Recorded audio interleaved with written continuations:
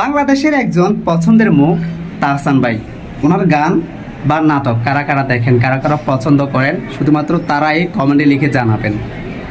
তাহসান ভাই বিভিন্ন দিক থেকে পপুলার, মানুষের মন জয় করেছে গান গেয়ে, নাটক করে, বিভিন্ন টিভি চ্যানেলের শো করে।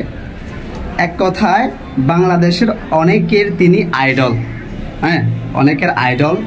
শুধু বাংলাদেশের না, পৃথিবীর বেশ কয়েকটি দেশের মানুষও তার গান, নাটক বা তার প্রোগ্রামগুলো খুব পছন্দ করেন। এই যে তার জীবনের শেষ একটি প্রোগ্রাম বা কনসার্ট হতে যাচ্ছে অস্ট্রেলিয়া, সেটি দেখার জন্য মানুষ ব্যাকুল হয়ে আছে। কেন? কারণ এরপরে তিনি আর কোনো গান গাইবেন না বা নাটক সিনেমা করবেন না।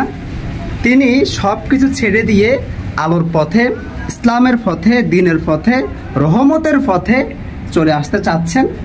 আপনারা সাম্প্রতিক শুনতে পেয়েছেন তিনি সব কিছু ছেড়ে দিবেন এবং তিনি সব কিছু ছেড়ে দিয়ে আল্লাহর ইবাদতে মশগুল হবেন।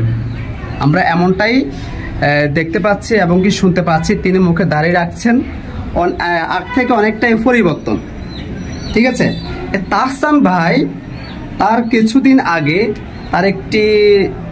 তার লাইফে একটি ঘটনা ঘটে গেছে। তার যে প্রাক্তন ওয়াইফ মিথিলা, আপনারা সবাই জানেন মিথিলা তার জীবন থেকে সরে গেছে। অথচ এই মিথিলা আর তাহসান ভাইকে আমরা ছোটবেলা থেকে দেখেছি, সুন্দর একটি জুটি ছিল। বাংলাদেশের প্রত্যেকটি মানুষ তাদেরকে দেখাইতো, যদি জীবনসঙ্গী বা লাইফ পার্টনার বা জুটি হতে হয় এদের মতো হওয়া উচিত।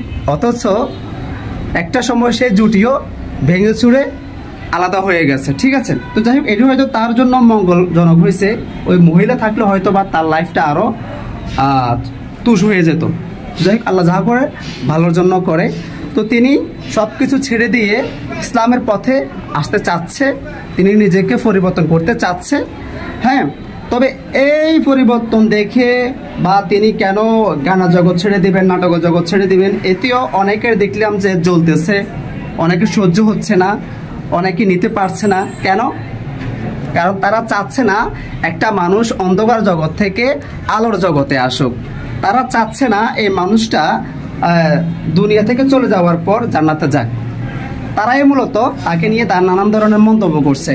মানে আমাদের সমাজের কিছু কিছু মানুষ আছে না, কেউ খারাপ পথে চলে গেলেও একদল আছে তাকে নিয়ে মন্তব্য করবে, আবার কেউ যখন খারাপ পথ থেকে ভালো পথে চলে আসে সেখানেও একদল দেখবেন যে তাকে নিয়ে নানান ধরনের মন্তব্য করছে। এটি হচ্ছে বাঙালি ভাই।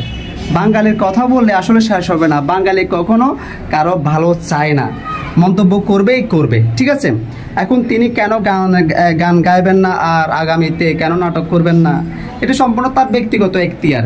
তিনি কোন পথে যাবেন, কোন পথে যাবেন না, তার ব্যক্তিগত এখতিয়ার প্রতি আমরা কেউ হস্তক্ষেপ করতে পারি না।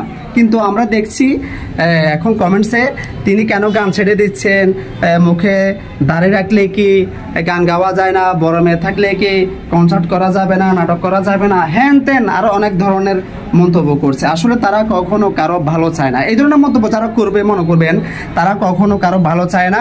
আর যারা ভালো চায় তারা শুরুতেই শোনার পরে আলহামদুলিল্লাহ বলবে, শুকরিয়া আদায় করবে যে আল্লাহ তাকে হেদায়েত দান করেছে। দেখেন, নাটক, সিনেমা বা গান গাওয়া এগুলো কিন্তু ইসলামের সম্পূর্ণরূপে হারাম বা নিষিদ্ধ করেছে।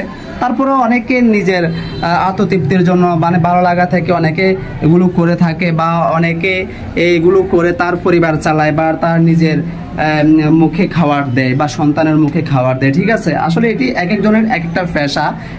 এটাকে আসলে ইয়ে করা না, এক এক ধরনের ইনকামের পথ বলতে পারেন। তো যাই হোক, তারপরেও একটি মানুষ যখন অন্ধকার জগৎ থেকে আলোর পথে ফিরে আসবে তাকে আমরা সবাই সাপোর্ট দেওয়া দরকার, তার সঙ্গ নেওয়ার দরকার। আমরা অসন্তুষ্ট হবে কেন? আর যারা অসন্তুষ্ট হবে তারা মনে করবে যে শয়তানের বড় খালাতো ভাই। ঠিক আছে, শয়তানের আপন বড় খালাতো ভাই। তো তাদের কথা বলে লাভ নাই। তো কারা কারা খুশি হয়েছেন তাহসান ভাই গান ছেড়ে দিবেন, নাটকের জগৎ ছেড়ে দিয়ে আলোর পথে আসতেছে, এতে কারা কারা খুশি হয়েছেন শুধুমাত্র তারাই কমেন্টে লিখে জানাবেন বা আলহামদুলিল্লাহ লিখবেন। তবে এটি কতটুকু সত্য সেটি আমি জানি না, তবে ফেসবুক, ইউটিউবে, সোশ্যাল মিডিয়াতে কিন্তু তাকে নিয়ে নানান গুঞ্জন চলছে। ঠিক আছে, তো যারা সত্যটা জানেন অবশ্যই কমেন্টে লিখে জানাবেন।